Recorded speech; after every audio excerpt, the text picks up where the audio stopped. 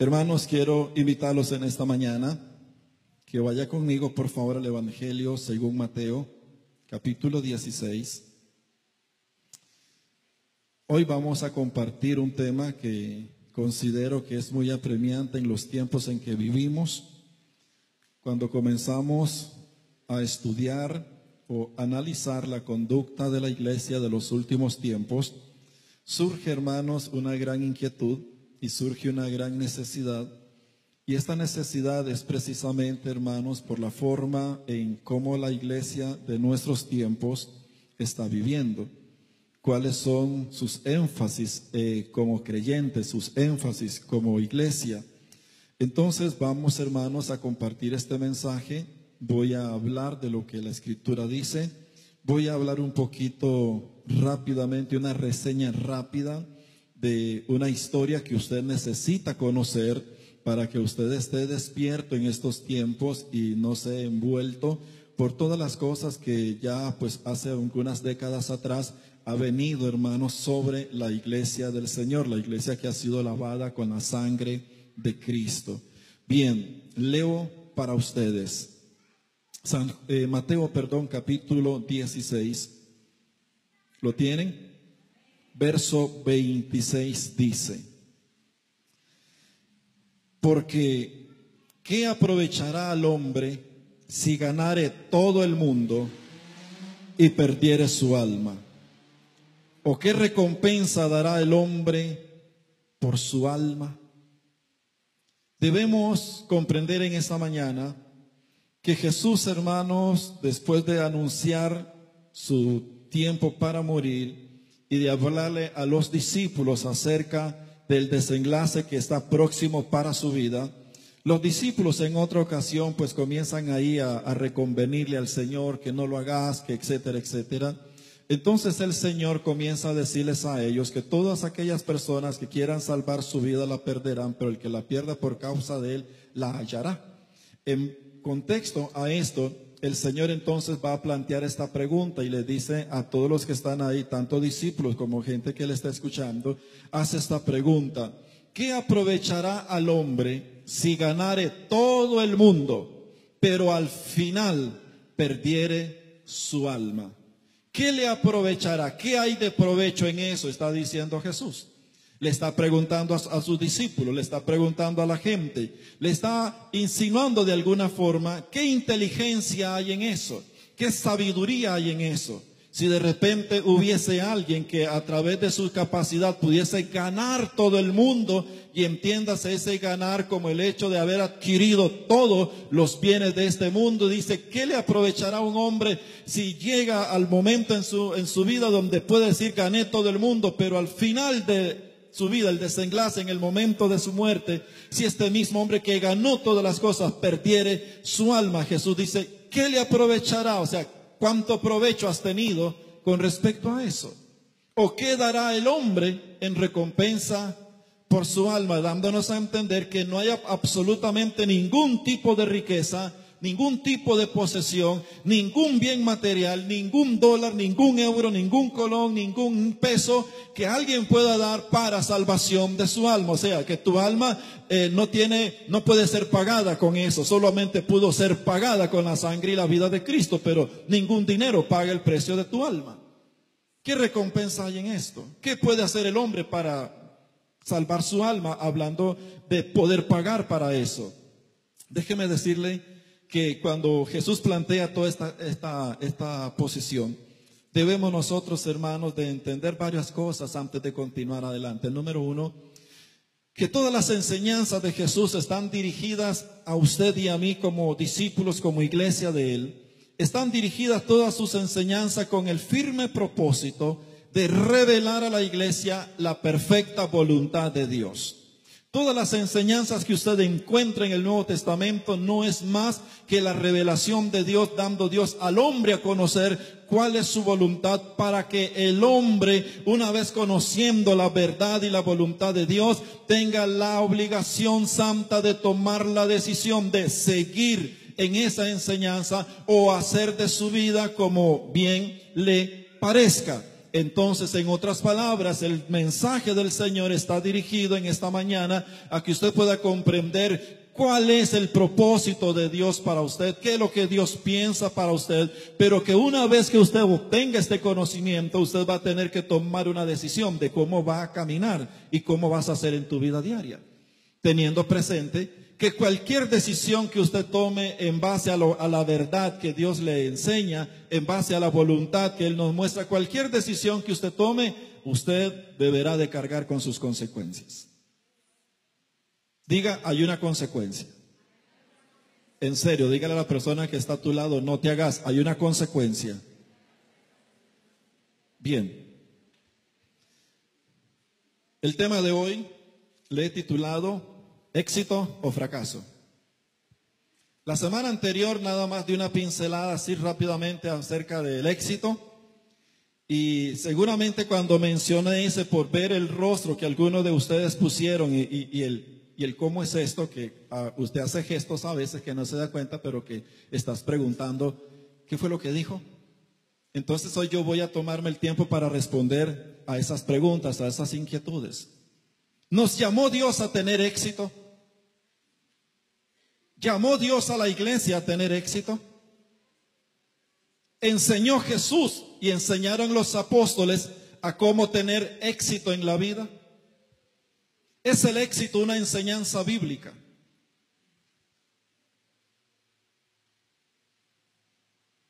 Cuando tú vas a las librerías cristianas y católicas, vas a encontrarte que siempre en las librerías hay todo un estante donde puedes encontrar, en este tiempo en el que estamos viviendo, puedes encontrar no menos de 15 libros, no menos de 20 libros que te hablan acerca del secreto, las claves, los misterios para tener éxito en la vida cristiana. Te hablan de cómo tener éxito en tus finanzas, te hablan de cómo tener éxito en la familia, cómo tener éxito en el noviazgo, cómo tener éxito en el ministerio, cómo tener éxito en todo lo habido y por haber en la vida, cómo tener éxito. Y todos ellos, por supuesto, los escritores tratan de extraer de la Biblia pasajes, sustentar lo que enseñan a través de lo amplio de la Biblia, aunque en el proceso para poder justificar o para poder establecer esa enseñanza, aunque en el proceso tengan que torcer la misma escritura para apoyar algún tipo de pensamiento que ellos están planteando. Pero vuelvo a preguntar, ¿es el éxito algo que Dios nos mandó a buscar? Nos enseña la Biblia, hermanos, nos da pauta la Biblia para cómo poder ser un hombre exitoso en la vida. Permítame en esta mañana exponer esta verdad, porque considero que en los tiempos en que nosotros estamos viviendo, hermanos, son tiempos sumamente peligrosísimos. El apóstol Pablo, escribiéndole a los Efesios capítulo 5, verso 15 en adelante, nos habla a nosotros acerca de aprovechar bien el tiempo, porque los días son malos. En otros pasajes Pablo habla de que son tiempos peligrosos. Diga, peligrosos. Solo la iglesia cristiana evangélica se sienta cada domingo, cada martes o cada día de culto. Solo nosotros nos sentamos tranquilos en una silla, cantamos y nos desconectamos de la realidad de lo que está sucediendo, de esa misma realidad que pasa en el seno de una iglesia, en el centro de una iglesia, o que pasa en la sociedad. A veces como que tendemos nosotros como cristianos a tomar nuestra cabeza, meterla como el avestruz en la tierra y quedarnos ahí sumergidos en nuestra vida espiritual o en nuestra vida cristiana. No obstante, nos desconectamos de todo el peligro y de todas las circunstancias que están viniendo sobre nosotros día a día. Hoy en día, hermanos, hablamos nosotros acerca de la iglesia como tal, y vemos que la iglesia, de una u otra forma, en la vida personal de la iglesia y en la vida comunitaria de la iglesia, se ha venido desarrollando a través de los años toda una cultura, un énfasis hacia el aspecto de lo que se llama en algunos momentos como superación, como prosperidad, como éxito. ¿Y qué es lo que ha hecho todo este tipo de enseñanza en la iglesia? Bueno, sencillamente enfocar al cristiano y poner los ojos del cristianismo, poner los ojos de una iglesia en los bienes de este mundo, en los bienes terrenales. Entonces, donde de repente la iglesia como comunidad o la iglesia como individuo o como creyentes así personales ante Dios, comenzamos, hermanos, a invertir nuestra vida con gran esfuerzo y esmero en la planificación de proyectos de este mundo, proyectos terrenales, proyectos, hermanos, donde nos enfocamos con gran énfasis a alcanzar cosas que nos hacen sentir bien, cosas que nos dan una comodidad, cosas que nos superan, que alcanzamos para superar en algunas áreas de nuestra vida. Lo que debemos de preguntarnos es si todo esto es la voluntad de Dios para nosotros. Y tal vez esto le parezca y dirá, bueno, este pastor es un mediocre. Déjeme decirle que no soy un mediocre ni tengo una mente así tampoco. Creo en un Dios que nos prospera. Creo en un Dios que nos levanta. Creo en un Dios que nos provee lo que necesitamos. Pero lo que estamos discutiendo en esta mañana es, ¿nos llamó Dios a tener éxito? Ponte a pensar en esta mañana en tu vida. Ponte a pensar en cuánto tiempo de tu vida diaria, en tu vida personal, en tu vida de descanso, en tu vida donde se supone que debe de ser un tiempo para Dios, un tiempo para buscar a Dios. Ponte a pensar cuánto de ese tiempo realmente nosotros invertimos, hermanos, para buscar a Dios, o cuánto más bien de ese tiempo lo invertimos para nuestro éxito, para alcanzar bienes en esta vida. Ponte a pensar en este momento cuántas cosas hemos sacrificado en nuestra relación con Dios. Hemos sacrificado muchas veces oración. Hemos sacrificado muchas veces tiempo para estar con Dios en la palabra. Hemos sacrificado tiempo donde se supone debemos de estar para adorar juntos a Dios como iglesia. Hablo de congregarse. Hemos sacrificado, hermanos, tantas cosas en nuestra vida, todo por alcanzar algo que nosotros llamamos éxito. Porque hay una ansiedad en la iglesia.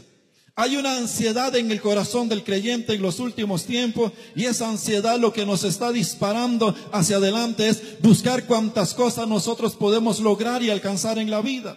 Por eso nos metemos en serios aprietos muchas veces. Nos metemos en compromisos financieros, en cosas en donde no podemos hacerle frente. Nos metemos en deuda, nos metemos en muchas otras cosas más, y bajo el emblema de que esto es una bendición y es una puerta que Dios me abrió. Pero lo debemos de preguntarnos con seriedad en esta noche, en esta mañana, perdón. ¿De verdad fue Dios quien te dio esa como bendición? ¿De verdad fue Dios quien te abrió esa puerta para que tú llegases a algún momento de tu vida personal, aún hasta divorciarte de Dios mismo?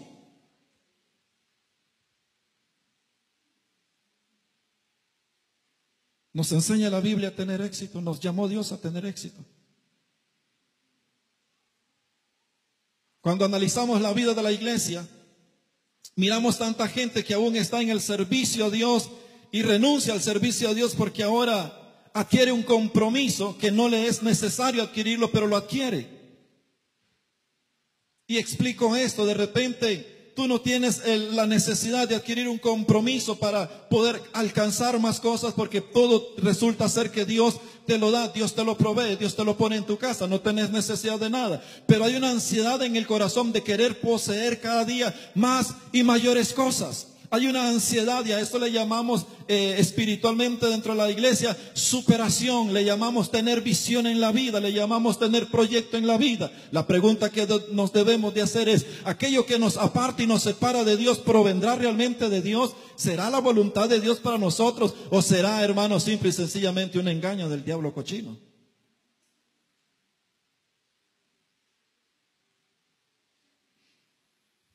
¿Estamos acá? Ok. Hoy estamos encendidos, hermanos, porque se nos encendió la llama bien de mañana.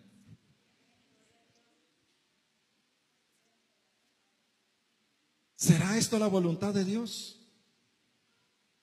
Vemos creyentes con una gran ansiedad en su corazón porque resulta que ahora ya no están contentos con la bicicleta, ahora van con la moto. Y de repente no necesitan la moto para nada, pero de alguna forma hay algo, un efecto dentro de ellos que les dice: tenés que poseerlo porque esta es la voluntad de Dios y hay que prosperar, hay que ir más grande en la vida. Y el creyente sencillo pasa de la bicicleta a la moto, y ahora resulta ser que ya posee la moto, pero ahora tiene una gran ansiedad en su corazón y dice: ya la moto no me satisface, necesito un carro. Entonces quiere un compromiso con un carro. Y ya no le es suficiente eso, ahora hay una ansiedad en su corazón a la que le llamamos visión, proyecto, prosperidad, éxito. Y decimos, no, ahora Dios, yo creo que Dios quiere que yo compre otro carro mejor, y adquiere otro carro mejor, aunque no tenga para echarle para la gasolina, pero se adquiere un carro mejor. Y ahora aquel hermano que con la bicicleta venía ahí, como me pasaba a mí hace algunos años atrás, que en una bicicleta montaba a mi esposa y a mis 2 hijas, y veníamos para Vida Nueva, hermanos. Ahí venía el pastor, ¿se acuerda? Una vez la boté en las gradas entrando en la avenida 1, y veníamos de la iglesia, vamos para la casa, iba bien vestidita, y ¡pum!, nos fuimos a un hueco y nos caímos todos. Aquel hermanito sencillo ahora resulta ser de que ya no viene más a la iglesia. Y cuando preguntamos o husmeamos un poco en el asunto, ahora es que ya no puede venir, porque ahora resulta ser de que con la bendición de Dios, ahora todos los domingos y fines de semana es puro paseo. ¿Le llamas tú a eso éxito? ¿Le llamas tú a eso prosperidad? Iglesia, ¿le llama a usted eso bendición de Dios? ¿Le llamas a eso ser bien inteligente en tu vida? Pero hoy nosotros llamamos a muchas cosas en la iglesia éxito y prosperidad. Preguntamos, hermano, ¿cómo está? Estoy prosperado y he tenido éxito porque Dios me ha bendecido con todo esto que a la postre me está separando de Dios. Pero le decimos éxito. Por eso dije, el título de hoy es éxito o fracaso. Porque quiero serles bien transparente en esta mañana. La iglesia, y no hablo de bien, hablo de la iglesia en general, hoy está dentro de un concepto, está dentro de una nube oscura que se le ha llamado éxito y prosperidad, cuando la realidad, la esencia y la verdad de las iglesias en este tiempo es que han fracasado en su vida con Dios.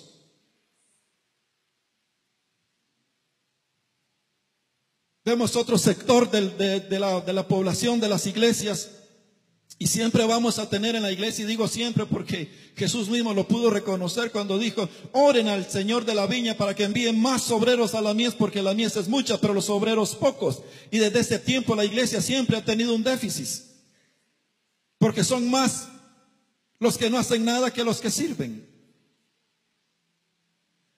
Y cuando tratamos de indagar, ¿y por qué no lo haces? Es que la verdad es que no tengo tiempo, estoy ocupado en producir y en proyectarme a tener éxito en la vida, porque necesito dejar un buen dote a mis hijos. Y qué bueno es cuando un padre sanamente en su corazón y en su temor a Dios se esfuerza en la vida para dejar un legado a sus hijos. Pero no se equivoque, el mejor legado a nuestros hijos no tiene que ver con riquezas ni propiedades. El mejor legado que usted y yo le podemos dejar a nuestros hijos es haber sido para ellos un ejemplo de un hombre y una mujer que amó y caminó incondicionalmente con Dios. Ese legado nadie se lo quita.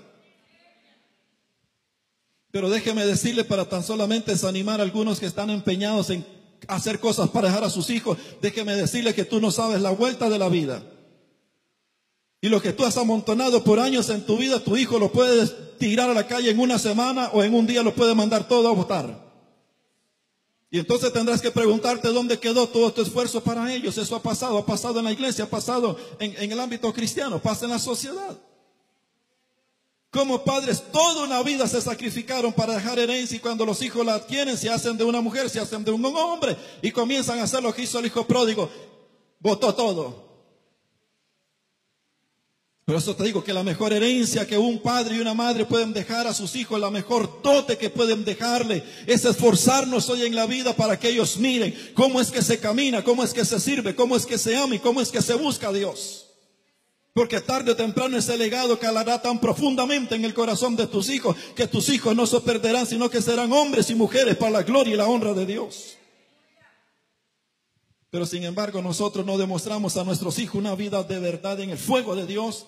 No les demostramos a ellos que somos gente apasionada por Dios, pero sí le estamos demostrando a ellos que estamos adquiriendo y comprometiéndonos en muchas cosas para dejarle algo a ellos, y les decimos: hijos, esto es Dios y esto es éxito. Te pregunto, si ese mal está hoy entre nosotros, ¿cuánto no más grande será el mal para nuestros hijos? Que no están viendo un cristianismo de verdad, puro, recto, consolidado en nuestras vidas. Aunque todo lo que nosotros hacemos en la vida lo hacemos pensando y decimos: es por nuestros hijos, es por nuestra familia. Si queremos hacer algo bien por nuestras familias, bueno nos sería seguir el ejemplo de Job. Varón justo, temeroso de Dios, perfecto en todos sus caminos, apartado del mal. Así era Job. Así debemos ser nosotros. Éxito o fracaso, iglesia. ¿Te enseña Dios a tener éxito? Usted tiene libertad, no tenga miedo de embarcarse. Porque lo que hice ahorita fue la introducción, ahora sí vamos al grano.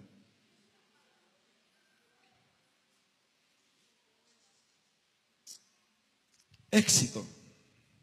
Eso está como el del aviso, ¿verdad? ¿Cómo que dicen? Open English. Éxito. Así hay muchos en la iglesia que ven esas palabras en inglés que significa camine por ahí. Y muchos creyentes decimos éxito, porque no estamos entendiendo bien lo que está diciendo ahí. No sé si me expliqué con lo que quiero ilustrarles. Ok, bien. Los que no saben qué le estoy hablando, de vez en cuando vean un poquito de tele para que vean lo chistoso, los comerciales que hay. Éxito. ¿Sabía usted que la Real Academia Española tiene por lo menos 4 o 5 definiciones de la palabra éxito, lo cual demuestra que ni ellos entienden lo que están diciendo? Vaya al diccionario. Tómese un tiempo y busque la palabra éxito.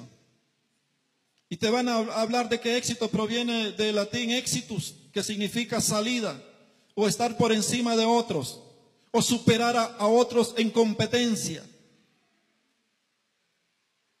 Y siguen haciendo 3, 4 más definiciones y hablan de éxito como aquella empresa a la cual tú te proyectas con el objetivo de alcanzar ciertas cosas y lograrlas, y cuando la logras, a eso se le llama éxito. Otros hablan acerca de éxito como el hecho de superarte a ti mismo, de alcanzar todas tus metas, tus visiones, tus logros de una forma satisfactoria, y a eso le llaman éxito.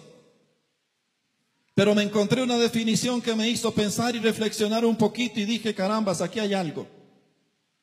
Cuando investigaba acerca de esa palabra éxito, me doy cuenta que la Real Academia Española acuña en unos diccionarios muy antiguos, acuña la palabra éxito como el hecho de alcanzar una meta, pero usando bien los procedimientos para lograrlo. Eso significa teniendo una buena moral.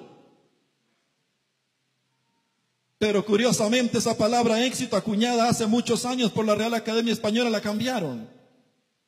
Porque si usted no lo sabía, en las últimas 3, 4, 5 décadas atrás, hablando de nuestro tiempo, la palabra éxito tan solamente estaba asociada a la guerra. A cuando alguien tenía una victoria en la guerra, cuando salía victorioso de una guerra, solo ahí se usaba la palabra éxito. Pero hace ya 3, 4 décadas atrás la palabra éxito cambió y ya no solamente se utiliza para alguien que vence a su enemigo, a su oponente en un combate, en una guerra, sino que la palabra éxito hoy por hoy está acuñada en la Real Academia Española. Es lo que está sucediendo en la sociedad y es lo que la iglesia está pensando también con respecto a éxito, porque la palabra éxito hoy está asociada a riqueza, fama y un estatus social alto. Vaya, investíguelo. Vaya, investíguelo. Ahora la palabra éxito en la sociedad, cualquiera que piensa en éxito está pensando riqueza, famas y estatus social. Y si no entiende la palabra estatus social, clase social. O sea, ya no es ser pobre ni medio pobre, sino es buscar de cualquier forma, a vida y por haber, para poder entrar en otros niveles de la sociedad. Porque la gente en el mundo quiere éxito. Y si eso estuviera pasando allá afuera, yo creo que Dios tampoco tendría problema con que el mundo quiera vivir así. El problema es que ese concepto de éxito en el mundo ha traspasado a la iglesia de nuestros tiempos. Esta iglesia y todas las iglesias, hermanos, han sido traspasadas por ese pensamiento, por esa filosofía, por esa forma de pensar.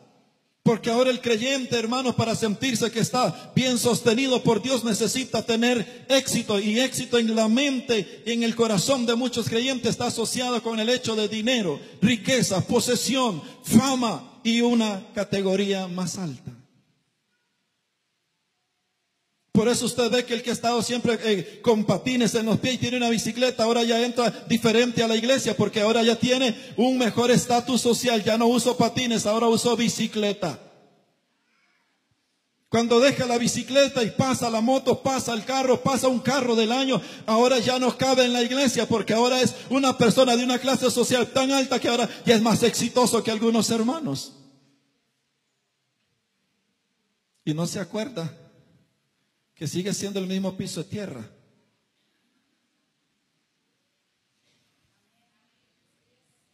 Eso está como algunos de nosotros que venimos de otros países.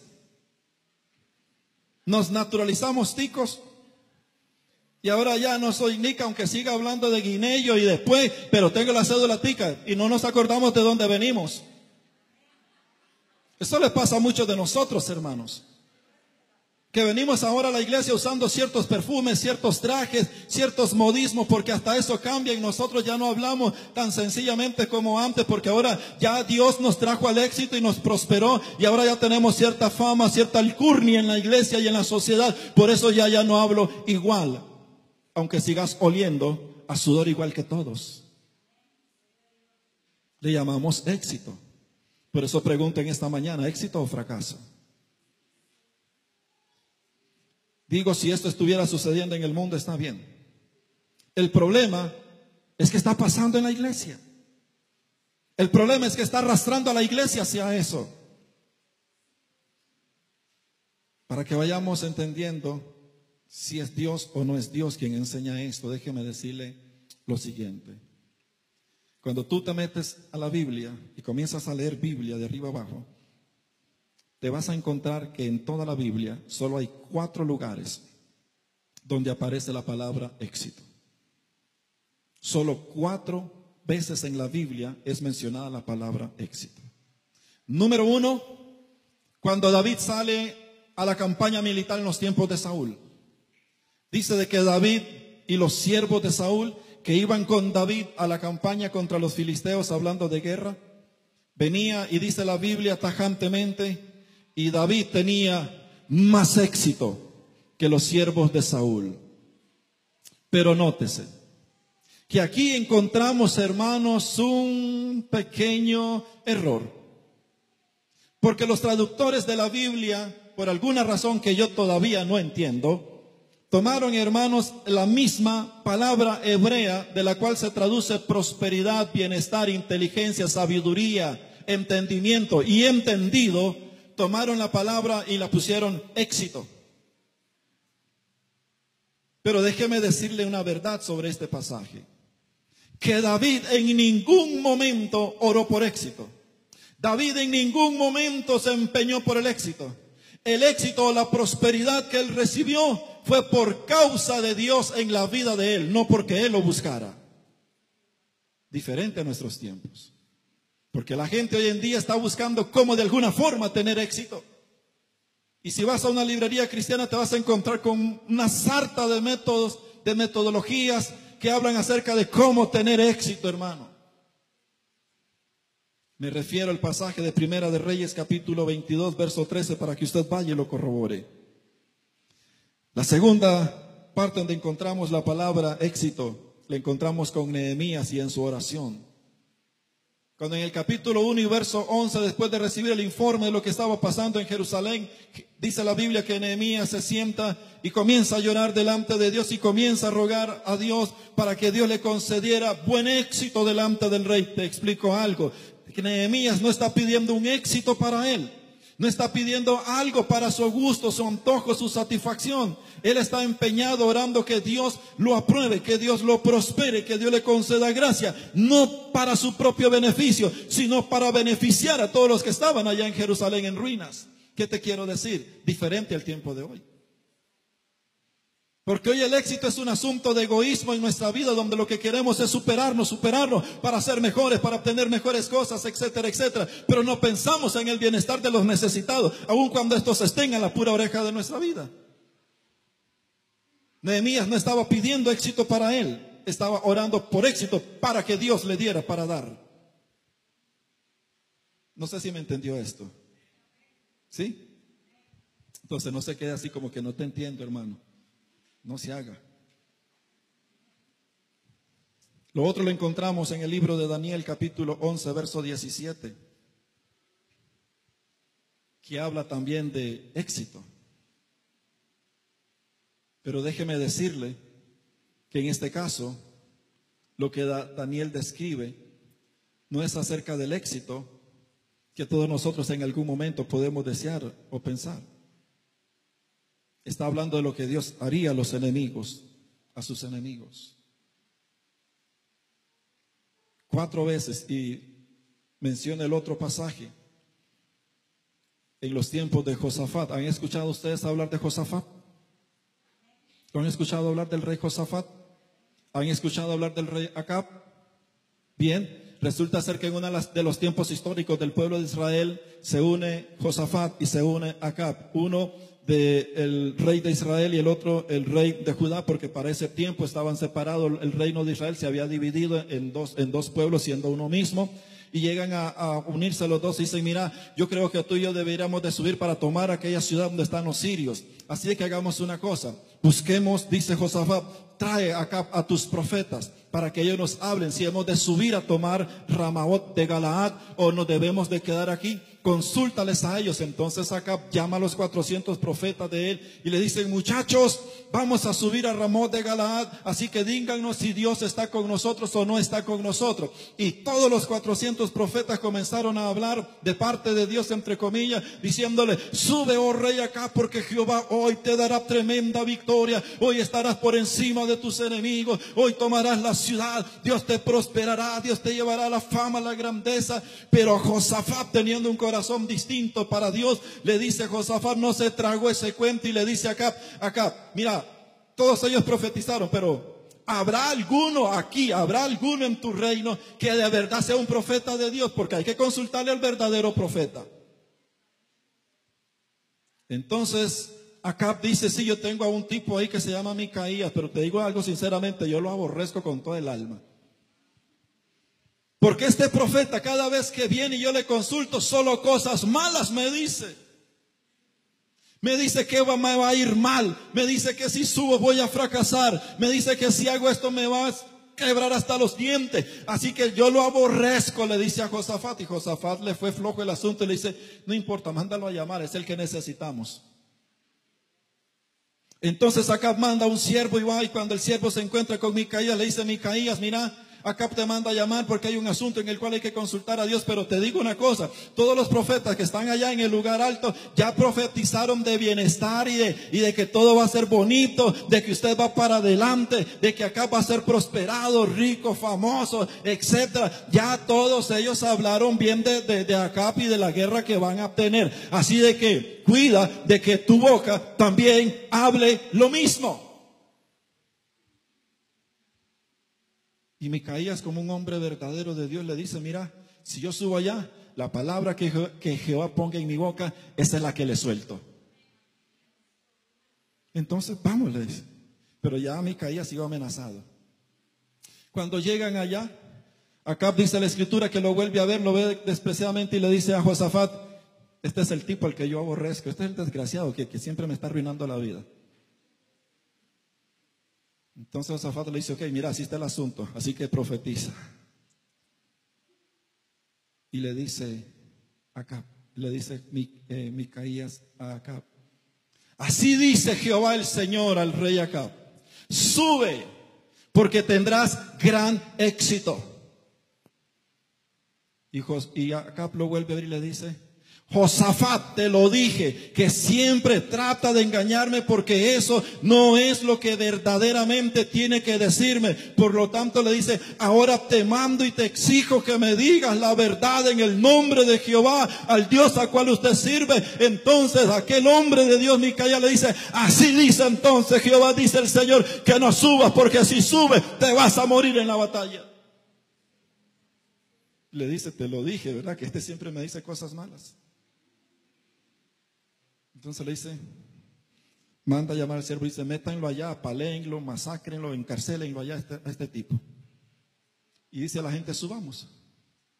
Y cuando sube a la batalla, Acab se disfraza, porque no quería ser visto como rey, porque el rey asirio dijo: no hagan guerra contra los soldadillos, busquen a los reyes y me los matan a ellos de una vez. Entonces Acab, jugando de muy astuto, se viste con ropas de cualquier guerrero, Y dice que va en el carruaje cuando uno de los asirios, por chiripa, agarra el arco, tira la flecha hacia el que le caiga. Y la flecha penetró aquí y lo vació todo. Y Acab le dice al que conducía: llévame de regreso allá porque estoy feo, me estoy muriendo. Y cuando iba en el camino, murió. Éxito es lo que la gente quiere buscar hoy. Pero cuando tú no escuchas la voz de Dios, lo que te espera es la muerte. Así que las 4 veces que la palabra éxito están ahí, hermanos, son una mala interpretación de muchos predicadores de hoy en día. Porque extraen la palabra éxito para decir a la iglesia: iglesia, Dios quiere que usted tenga éxito. Y empeñese por tener éxito. Muchachos, tengan éxito, estudien cuanto puedan estudiar y corónense y saquen y saquen y saquen. Pero usted que está aquí es testigo, padre, que estás aquí, escúchame. Usted ha visto cómo sus hijos se han empeñado en estudiar y en estudiar. Te pregunto, ¿dónde están hoy? ¿Dónde están? Aquellos que venían corriendo, estudiando, pero venían amando a Dios, venían consagrándose a Dios. Te pregunto, ¿dónde están? No te estoy preguntando no te estoy diciendo que deje a tus hijos analfabetos, déjalos ahí que no superen. No, los hijos tienen que crecer y superarse en el temor de Dios. No en la vanidad de tu mente. Te pregunto, Padre, ¿dónde están tus hijos? ¿Éxito o fracaso? Porque la mentalidad y filosofía nuestra es la misma de la sociedad, diciéndole a nuestros hijos: estudie más, estudie más, estudie más, porque si no estudia no vas a hacer nada en la vida. Si tú no estudias vas a ser un fracasado. Tienes que traerme notas de 100 o vas a ser un mediocre, un fracasado.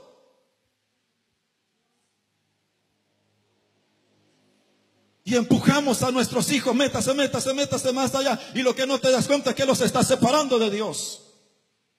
Porque en primer lugar lo que le estás enseñando es una vil mentira, es una ofensa a Dios. Porque nadie por títulos prospera, nadie por títulos crece. Si no está la gracia de Dios con él, no hay nada, señores. No hay nada. Yo no estoy a favor de que usted, muchacho, no estudie, pero estudie en el temor de Dios. Padre, enseña a sus hijos a esforzarse, a crecer, a superarse en el temor de Dios, diciéndole: ten a Dios presente, que Dios te guíe. Porque si Dios no te está guiando, te pierdes, hijo, y no vas a hacer nada sin Dios.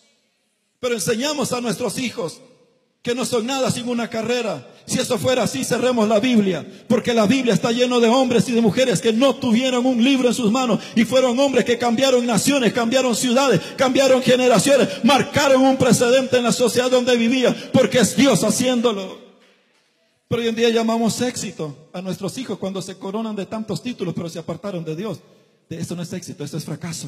Aunque no te guste, fracaso. No salga de aquí diciendo: el pastor de esa iglesia es un mediocre porque enseña a sus jóvenes a no estudiar. No, jóvenes, estudie, porque ese es un regalo de Dios para usted, para que se prepare y de repente no pase tantas penurias como nosotros. Pero recuerde algo, que la victoria en su vida no está en el título. La victoria en su vida está en cuando usted comience a caminar en el temor de Dios. Ahí está la victoria para usted. No están los títulos que tú tengas. En vano es tu desvelo, en vano las vigilias que has hecho estudiando para obtener un título y gozarlo. Déjeme decirle, no hay disfrute en tus títulos si la gracia de Dios no está contigo. Abre tus ojos. Gente profesionales lavando carros, cuidando carros. ¿Acaso un título le dio el estatus? No. Es la bendición de Dios. Así que si alguno de ustedes está diciendo que estoy enseñando a esta iglesia a que no estudien, hermanos, que Dios se encargue de usted y de su lengua. Porque yo no estoy hablando de eso. Éxito o fracaso. ¿De dónde viene toda esta diablura a la iglesia de hoy? ¿De dónde viene? ¿De dónde nació? Rápidamente una reseña histórica para que usted conozca un poquito. Durante los años 40 en los Estados Unidos, nace un movimiento que se va a llamar el movimiento neopentecostal. Ese movimiento neopentecostal crece, y una de todas sus enseñanzas tiene que ver con el énfasis desmedido sobre las manifestaciones espirituales. Entonces ese movimiento durante los años 40, el movimiento neopentecostal, comienza a enseñar a la iglesia que lo más importante para la iglesia es experimentar todas esas manifestaciones. Ahí es donde por primera vez va a nacer la risa santa. ¿Ya han escuchado hablar de la risa santa? ¿Verdad que sí? ¿Usted no ha visto eso? ¿Sí lo ha visto? Ok. Nace la risa santa, comienzan a surgir los milagros, el hablar en lenguas, el sobreénfasis en los dones, de tal forma que ese movimiento establece en los Estados Unidos en la década de los 40 diciendo que el que no experimenta ningún tipo de esta manifestación no es de Dios ni tiene el Espíritu de Dios, está perdido.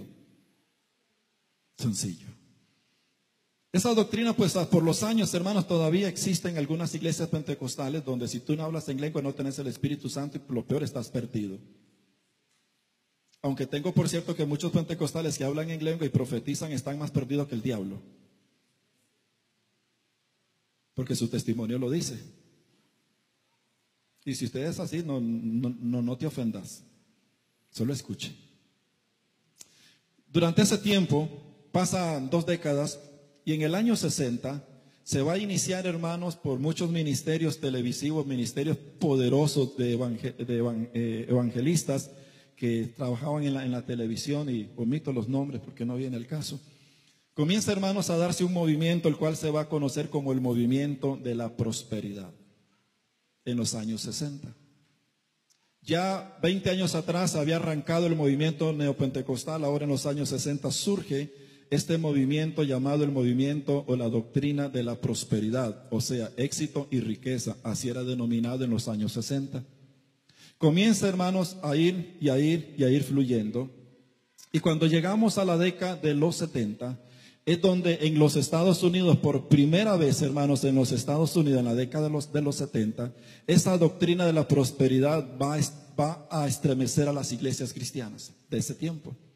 Y comienza a creerse todo ese ambiente dentro de la iglesia, hermanos, de que Dios te llamó para tener éxito, para tener riquezas, que Dios quiere bendecirte materialmente, que si tú ofrendas dinero, Dios te va a dar dinero, y que si quieres más dinero, tenés que dar más dinero a esos ministerios. Y todo eso comienza a diseminarse por todo aquel tiempo. Cuando llega a la década de los 80, ya no solamente no es una creencia solamente en los Estados Unidos, sino de que en los años 80, en la década de los 80, esa doctrina comienza a diseminarse por toda Latinoamérica, siendo Costa Rica uno de los principales absorbentes de esa enseñanza. Cuando entramos a la década de los 80 aquí en el país, es donde van a surgir lo que hoy conocemos como las megas iglesias. Iglesias que de la noche a la mañana pasaron de 100 miembros a 1000, y en un mes pasaron a 5000, y en 2 meses pasaron a 10,000 sus membresías, y le llamamos a eso un crecimiento exagerado del poder de Dios en cuanto a la conversión de la gente.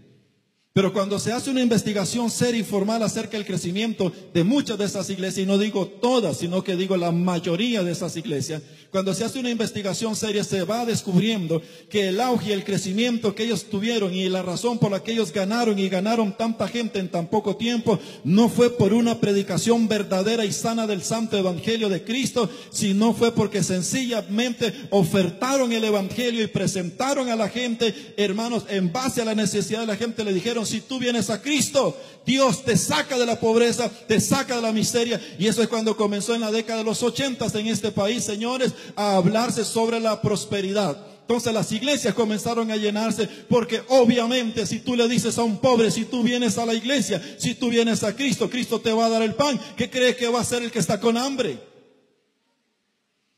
Si nadie tiene casa y quieren casa, si yo comienzo a enseñarle que si tú comienzas a ofrendar, si comienzas a dar, Dios te va a dar una casa, ¿qué es lo menos que vas a hacer? Vas a dar hasta el modo de andar. Y esas iglesias comenzaron a crecer así, no porque Dios estuviera llevando a cabo ese crecimiento, sino por la mala enseñanza que ellos estaban dando. Y este crecimiento, según investigaciones, lo que arroja el resultado es que muchas de estas iglesias crecieron robándole las ovejas a pastores sencillos de con membresías de 50, de 60, de 100 miembros, comenzaron a proyectarse, comenzaron a mandar bus, comenzaron a regalar comida, a regalar vestidos, hasta a dar casa. Por supuesto, vaciaron las iglesias durante ese tiempo. Entonces, a partir de ese momento comienza a entrar una ola en este país, conocido como la doctrina de la prosperidad. Ahora, vean lo que sucede.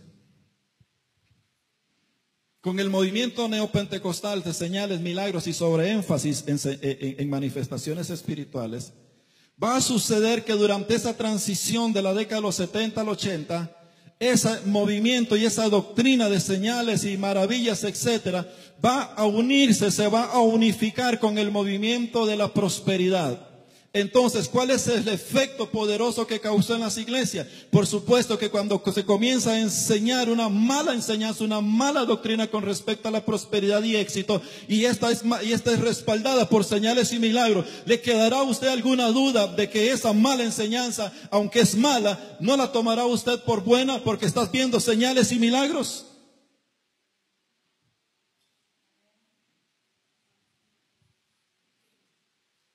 Por supuesto que todo el mundo va a decir, no, eso es de Dios porque están sucediendo señales y milagros, pero no se equivoque y entiende y comprenda y no se le olvide lo que le voy a decir. Satanás también sana y resucita. El diablo tiene poder para hacerlo.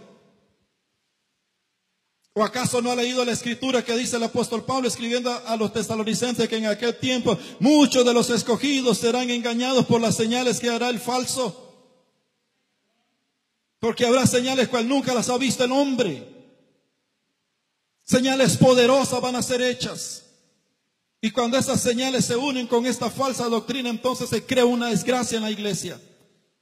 Porque ahora la iglesia dice, sí, este es el camino al que Dios nos llamó a surgir, nos llamó al éxito, nos llamó a prosperar, nos llamó a engrandecernos, nos llamó a hacernos ricos, nos llamó a ser famosos. Déjeme decirle algunas de las doctrinas de ellos sobre el cual fundamentan todas sus cosas. Número 1, ellos enseñan que Dios ha prometido prosperidad, riqueza, éxito en lo material. Yo estoy de acuerdo que la Biblia nos enseña que Dios nos llamó a obtener prosperidad siempre y cuando esa prosperidad sea marcada por la prosperidad en tu corazón para con Él. Porque Dios no da nada a cualquiera. Dios sabe a quién le da sus riquezas, y las riquezas del cielo no son para todos, son para la gente que camina y le agradan a Él. Segundo, que la forma de adquirir esta prosperidad es por medio de la fe, y llámese fe, y ponga atención usted, hermanos, esta fe que ellos enseñaban no es la fe que la Biblia nos narra. La Biblia nos dice que cada uno de nosotros recibió una porción de fe, recibió una medida de fe para poder recibir de Dios sus bendiciones, pero esta fe está aquí en nuestro corazón y no es un asunto de andar repitiendo y de andar confesando. Ponga atención, porque cuando surge esa doctrina, entonces van a surgir muchos ministerios enseñando acerca de la confesión positiva. Que todo lo que tu boca diga, no se haga usted. ¿Qué es lo que enseñaba o enseña ese movimiento? Enseña que las cosas grandes en Dios se adquieren por fe, pero no la fe de Dios, sino la fe que ellos plantean, que eso es a base de la confesión positiva. ¿Qué significa eso? Que tú, para recibir un bien de Dios, dicen ellos, tú tienes primeramente que tener en tu mente la visión de lo que tú quieres alcanzar, no importa lo que sea, solamente imagínenselo. Ya cuando tú lo tengas mentalizado, comiénzalo a hablar. Use un texto de la Biblia que lo respalde en lo que usted está hablando, y comenzás a hablarlo, comenzás a confesarlo. Yo lo tengo, yo lo declaro, es mío, viene a mí, Dios me lo va a dar, porque Él dijo que todo lo que le pide Él me lo va a dar. Pero tienen una gran ignorancia, porque dice la Biblia que no todo el que le pida va a recibir. El que recibe es aquel que hace su voluntad, y aquel que le agrada a Él, Dios a Él le va a dar la bendición, y no es para todos, sino para el que le agrada a Dios. Y comenzamos a confesar. Miramos a hermanos como el hombre araña caminar encima de los techos de las casas, de los carros. Es mío, es mío, es mío. Pero lo que no te estás dando cuenta es de dónde proviene esa enseñanza, porque esa enseñanza no proviene de la Biblia, y se lo demuestro. Abraham nunca caminó diciendo: voy a tener un hijo, voy a tener un hijo. Yo declaro que voy a obtener un hijo. Yo declaro que voy a obtener virilidad para poder preñar a mi esposa. Yo lo declaro, yo lo declaro. No, él no anduvo confesando cosas. Él vivió como Dios quiso que viviera, y vino la bendición a él. Busque cualquiera de ellos. Los reto, búsquelo. Y te vas a dar cuenta que ninguno de los hombres en la Biblia de fe anduvieron ahí: yo lo tengo, yo lo tengo, yo lo declaro, es mío, viene, viene, viene, viene. Entonces surgieron los famosos cultos de meditación en la iglesia evangélica. Cierren los ojos, imagínense, aquí está Él, siéntalo, sienta su presencia. Ahí está Él a la par, ahí está Él contigo. Mire, mira, ahí está, siéntalo, tóquelo, ahí está, ahí está, ahí está. ¿Usted ha escuchado esos cultos? Eso no es de Dios, eso es del diablo. Le voy a decir cómo se llama eso. Eso se llama, señores y señores, se llama metafísica. ¿Qué es la metafísica? La metafísica te enseña que tú como hombre estás por encima de todas las cosas. ¿Qué enseña la metafísica? Enseña que entre más tú confiesas y te imaginas algo, tú lo obtienes. Hasta te enseña a cómo sanar tu cuerpo a través de la confesión.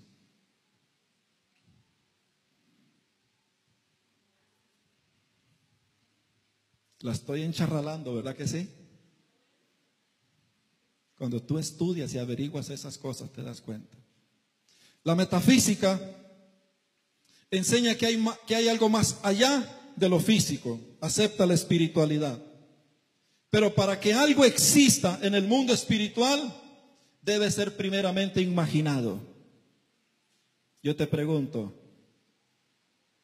¿te narra la Biblia que Dios se sentó a decir: yo me imagino al hombre, me lo imagino, yo lo declaro, yo lo declaro, yo lo declaro? Hombre, sal de la tierra, hombre, crea. No. Hebreos capítulo 11 nos dice: y sabemos por la fe que lo que hoy se mira fue constituido lo que no se veía. Por la palabra de Dios. Dios no anduvo diciendo: sol, sal, sal, solcito. No, Dios dijo: sepárese la luz de las tinieblas, punto. Porque es la palabra de Dios. Es el poder de Dios. No tiene que ver con confesiones positivas. Entonces las megas iglesias comienzan a crecer por toda esta cosa que enseñan, la metafísica, que enseña que para que tú obtengas algo tienes que imaginártelo. Es más, lo voy a desafiar una vez más. Vaya a la librería, busque un libro escrito por el doctor John Paul Guichot. Ya no se llama Paul, ahora Dios le dijo que debía de llamarse David. El pastor que tiene la iglesia más grande en Corea del Sur. Él ha escrito un libro acerca de cómo alcanzar tus propósitos, y él te enseña que para poder alcanzar tus propósitos, primeramente tienes que hacer un cuadro en tu mente de lo que quieres. Segundamente tienes que imaginártelo. Tercero, tienes que sentirlo. Y cuarto, tienes que darlo a confesar y a confesar y a confesar, y no desistir de confesarlo hasta que tú obtengas los que estén en tu mente. Eso no es fe, eso es metafísica, señores. Hay gente que le gusta estudiar tantas vainas, pero no se interesa ver qué es lo que la Biblia dice.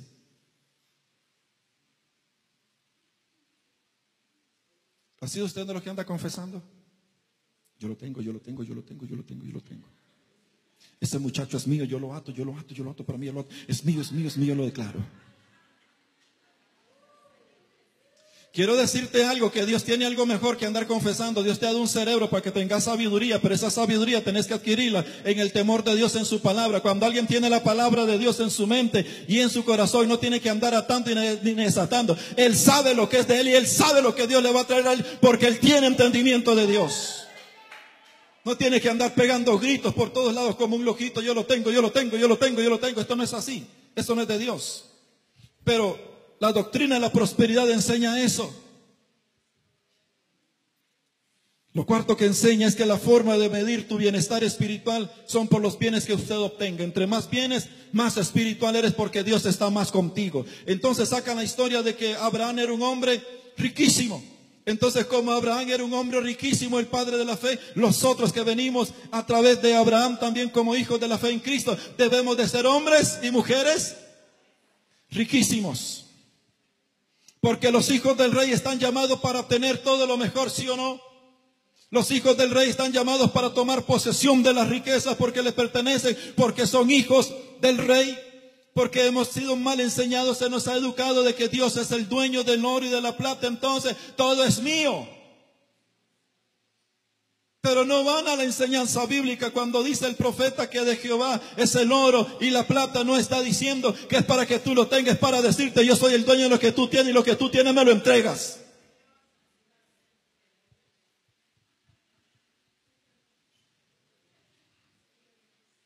Entonces el grado de medir tu bienestar debe de ser por cuánto éxito en tu ministerio. Si ganaste 100 hoy, qué exitoso tu ministerio. Pero Dios no te enseña a medir éxito por el resultado. Te enseña a medir éxito por cómo lograste las cosas. Porque puede ser un insujeto, un tramposo, un rebelde, un mentiroso, un falso, un hipócrita y tener 100, 200 personas el día de mañana, pero malavidas. Y puede ser que de repente pasaste 15 días predicando, orando y ayunando por las almas y nadie se convirtió y todos te van a decir sos un fracasado. Déjeme decirle, usted no fracasó porque usted hizo lo que Dios le mandó que usted tenía que hacer, porque el resultado lo da Dios, no lo doy yo, ni lo debo de buscar. Yo debo comprometerme en hacer lo que Dios me enseña. Y el resto, que Dios haga lo que guste. Estos efectos en la cristiandad, según estudios bíblicos serios, formales, por una estadounidense en los años 80, en la década de los 80, estremeció todas las iglesias de Latinoamérica y las iglesias en los Estados Unidos. Porque dijo que el 66% de las iglesias cristianas evangélicas están infectadas por todo este movimiento. El 66% significa que de 100 creyentes, hermanos, si acaso unos 40 se salvan de eso, pero la mayoría están infectados con esa ideología. Entonces hoy vamos a iglesias donde ocurre el milagro, donde la gente los miramos entrar cada vez con mejores cosas y decimos, Dios está ahí. Debes de preguntarte si en verdad Dios está ahí. Queridos hermanos, lo que hoy tenemos en la iglesia son muchos creyentes con dinero, pero fracasados. Porque lo único que tienen en su vida es dinero. Pero no tienen vida con Dios. Y no estoy hablando de todos los ricos, porque aquí hay gente rica, pero que está bien con Dios. Que Dios le multiplique más para que nos dé más.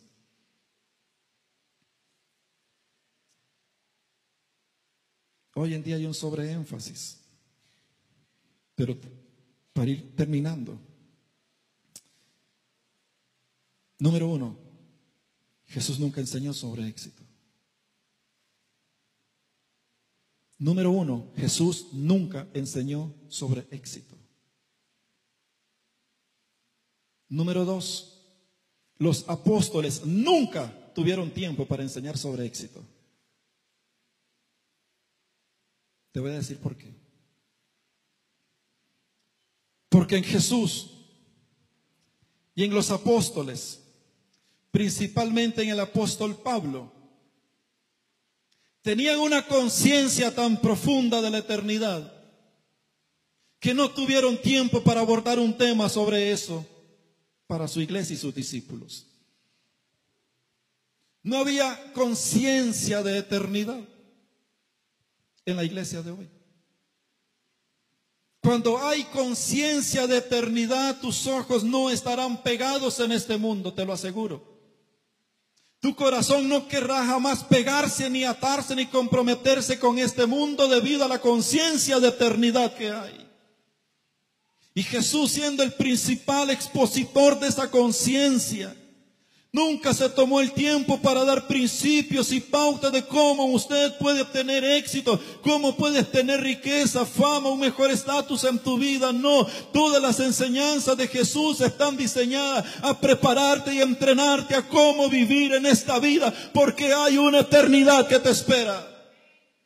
Pero la iglesia ha sido adormecida por todo este asunto de éxito y prosperidad. Ha sido adormecida a tal grado que ahora nadie se inmuta ante las cosas del Espíritu, nadie se inmuta ante las cosas eternas de Dios. Ahora las miramos como cualquier cosa. Pero no Jesús, no los apóstoles, no el apóstol Pablo, quien llegó a decir: hermanos, yo no pretendo ya haberlo alcanzado todo, pero una cosa hago ciertamente, dejo atrás estas cosas y prosigo hacia adelante. Él está hablando de su eternidad. No hay en la Biblia después de Jesús un expositor más profundo y más consciente de eternidad que Pablo. Fue capaz de decir: yo a mi propia vida la estimo como cualquier cosa, porque con Cristo estoy juntamente crucificado y ya no vivo yo, mas vive Cristo en mí. Y lo que ahora vivo lo vivo aquí en la carne, lo vivo en la fe del Hijo de Dios, quien me amó y se entregó a sí mismo por mí. ¿Qué está diciendo? No me importa este mundo, porque sé que hay una eternidad que me espera. Lo que esto ha producido, estas enseñanzas de éxito ha producido en la iglesia, ha producido que la conciencia de eternidad que Dios puso un día en tu vida cuando naciste y la reforzó cuando viniste a Cristo, ha hecho que todo ese asunto de la sociedad, del mundo, de lo que Él habla, de lo que busca el mundo, cuando nos toca, lo que hace es adormecer tu conciencia. Porque dice el libro de Eclesiastés capítulo 3 verso 11: todo lo hizo hermoso en su tiempo y ha puesto eternidad en el corazón de ellos. Dios puso conciencia de eternidad en usted, pero a la postre algo en este tiempo ha hecho que tu conciencia de eternidad sea adormecida, sea cauterizada, o aún haya venido estupor a tu conciencia.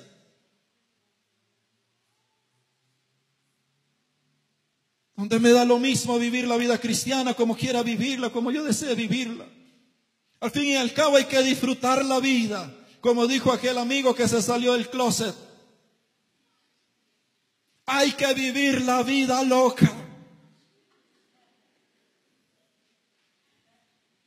Y así hay muchos cristianos en la iglesia viviendo la vida loca, porque no hay preocupación de preguntarnos ni un solo instante en un día o en una semana o en un mes o tal vez ni en un año te has preguntado acerca de tu eternidad, acerca de si verdad tú te vas con Cristo si murieras o Él viniera. No nos preguntamos eso. ¿Sabes por qué? Porque no nos interesa. Amamos tanto este mundo, amamos la fama, el dinero, la riqueza, que pone atención a tu estilo y a tu modo de vida. ¿Dónde está tu mayor inversión en la vida? Sobrada razón tuvo Jesús cuando dijo: ¿de qué le servirá al hombre si ganare todo el mundo y al final perdiere su alma? ¿Qué ganancia hay en eso, iglesia? ¿Qué ganancia hay en eso, padre de familia? ¿Qué ganancia hay en eso, en tus hijos? A quienes entrenamos para poseer y ser dueños del mundo, aunque al final se pierdan, te pregunto: ¿qué ganancia hay en eso, padre? ¿Qué pasará el día de mañana si tú como padre o como madre te salvas, pero te toca estar en el gran juicio del trono blanco, porque hay un juicio que nos espera? Y dice la Biblia que ahí estará Dios en su trono. Se le conoce como el juicio, como el gran día de Dios, que no es un día de 24 horas, es un día enorme, extenso, porque Dios juzgará a cada uno, no en montón, a cada uno lo llamará y le dirá: usted, aquí está lo que hiciste, esta es tu recompensa. ¿Qué te pasaría si al final tú logras estar con el Padre, pero te das cuenta que tus hijos vienen en la fila? Y vas a instruir que de una vez que están en la fila, sabes que están en esa fila porque ya fueron condenados. ¿Qué vas a pensar? ¿Crees que en ese momento todo lo que tú le entrenaste para ser el mejor jugador, el mejor artista, el mejor famoso, el más fluyente en dinero, crees que todo eso lo va a salvar de ese momento? No, no se equivoque, porque ahí no hay vuelta de hoja. Porque está escrito: para todo hombre morir una sola vez y después de esto el juicio. O sea, no hay vuelta atrás, señores. Usted dirá: hermano, pero yo no voy a conocer a mis hijos de verdad. ¿Tú crees eso? ¿Tú crees que tú te salvas, estás allá y Dios vino y te lavó el cerebro, te quitó todos los pensamientos y te dijo: ya no te acuerdas más ni de quién era tu esposo, ni de quién? Bueno, si no era la suegra, pues no me importa, pero ¿de quién era tu esposo, tus hijos? ¿Tú crees que no los vas a reconocer? Iglesia, te pregunto, ¿tú crees que no lo vas a reconocer? Pues te equivocas. Sí los vas a conocer. Sí vas a estar viendo a la gente que está yendo a la condenación por la eternidad están yendo. Tú sabes que no volverán nunca más. Los vas a conocer. Pero tú no vas a llorar. Porque ahí hay un misterio que solo está en la soberana voluntad de Dios. Porque ahí no habrá más lloro, ni más tristeza, ni más dolor para nada. Tú lo vas a ver, pero tú lo vas a reconocer. Es más, ellos te van a reconocer a ti cuando de repente te digan: Padre maldito, ¿por qué no me enseñaste? Te maldigo 1000 veces, ¿por qué no me enseñaste la verdad? ¿Tú crees que estoy jugando en esta mañana? Vaya a la Biblia y búsquela. Por eso Dios no nos llamó para obtener éxito, porque el éxito, señores, va a tener que demandar y consumir tu vida en eso. Por eso Jesús dijo: nadie puede servir a dos señores. O sirves al dinero o sirves a tu Dios. No puedes. Porque los dos demandan y exigen. Por si usted no lo sabía. ¿Qué le estoy diciendo? Deje de trabajar. No, la Biblia dice que el que no trabaje, que no coma. Es más, dice que el que robaba trabaje para que ahora tenga para dar a los demás. Así que el trabajo es una bendición de Dios. Pero no la esclavitud al trabajo. ¿Y sabes por qué nos esclavizamos? Nos esclavizamos porque dentro de nuestra mente, inconsciente o conscientemente, queremos tener éxito como otros lo han tenido. Entonces, si el otro tiene y el otro va creciendo, ¿por qué si tenemos el mismo Dios? Yo también tengo que hacerlo. Déjeme decirle que Dios no hace acepción de personas, pero Dios bendice al que le da la gana. Y si aquel por hacer lo correcto lo lleva allá a tener palacio, y a usted por hacer lo correcto lo mantiene en una casa con gotera, pues bendito sea Dios, porque aquel y aquel son los mismos delante de Dios. Pero eso yo no lo soporto. Yo no soporto eso. Yo quiero que Dios también me dé a mí como aquel está dando. Por eso los negociantes de la fe de esta época y de la década de los 80, lo que comenzaron a decir es: mírenme a mí cómo estoy. Viví en esta casa, ahora tengo esta casa de 2 plantas y vivo en tal parte. Eso también Dios te lo quiere dar a ti. Y por supuesto, hermanos, los que vivimos en este lugar, ¿quién no va a querer una casa así? Un carro así, relojes así, vestidos así. Y si usted cree que le estoy inventando, vaya, investigue. Todo eso está documentado en el internet. Y si no le crees mucho a eso, porque hay que tener cuidado, porque dentro de eso hay también muchos mentirosos y hipócritas y mordidos también en eso, hermanos, que no hablan la verdad, sino que lo que quieren es difamar a alguien. Hay que tener cuidado, pero hay libros, hay documentos que hablan verdaderamente de eso.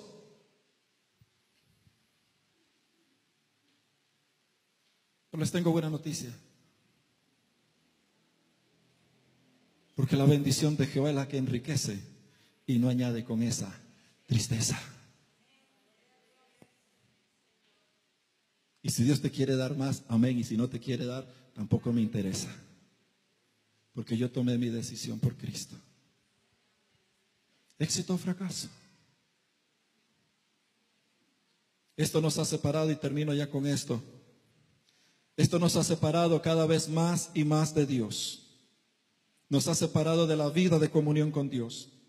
Nos ha apartado de la oración, de la verdad de su palabra. Nos ha apartado de la comunión entre hermanos, pues ya no amamos el congregarnos. Vemos el congregarnos como cualquier asunto. Voy cuando me da la gana y cuando no, pues tampoco. Al fin y al cabo, estoy muy ocupado, quiero tener algo de éxito en la vida. Cuando tú te das cuenta que has muerto y estás muriendo en estas 3 cosas, debes de darte cuenta que estás infectado, estás bien envenenado, hermano. Y solo Cristo te puede sanar. Estas enseñanzas que comenzaron, hermanos, a ser mostradas, llevaron a la iglesia a salir de su esencia y de su conciencia de eternidad, de entender de que yo no soy un ser para vivir en esta tierra toda la vida. Soy un ser a quien Dios puso eternidad. A lo mucho ustedes, alguno el más, si acaso llega a 100 años. Pero debes darte cuenta que 100 años en el concepto de eternidad es insignificante. Tú y yo decimos, caramba, 20 años, 30 años, qué montón. Si solo entendiéramos, hermanos, que en la eternidad eso es insignificante. Es efímero. Por eso el apóstol Santiago escribe diciendo en Santiago capítulo 4, verso 14, dice: cuando no sabéis lo que pasará mañana, porque ¿qué es vuestra vida? Ciertamente es tiniebla que se aparece por un poco de tiempo y luego se desvanece. Señor, así es tu vida, así es mi vida, así es nuestra existencia. Es tan solamente como una neblina que hoy apareció y al rato ya no existe. Así es tu vida. Por eso tú crees que todo lo que te afanas, por lo que te afanas en esta vida, tendrá alguna relevancia en tu eternidad. ¿Crees realmente que lo que has logrado, tú muchas cosas que has logrado, podrás presentarlas delante de aquel cuyos ojos son ojos de fuego, llama ardiente, justicia en su boca? ¿Crees que eso podrá justificarte en aquel gran día diciéndole, aquí están mis riquezas, mis títulos, mis famas, mi gloria en la tierra? ¿Tú crees que eso va a tener validez? Entonces entenderemos, y creo que solo entonces vamos a entender que nada valió la pena. Porque lo único que nos va a importar en ese momento es si entramos o no entramos. Es lo único que te va a importar. Usted jovencito que juega al chico estrella, la chica bum bum, date cuenta que sos efímera. Sos un poco de carne y hueso y pellejo, nada más con pelo. Nada más eso eres.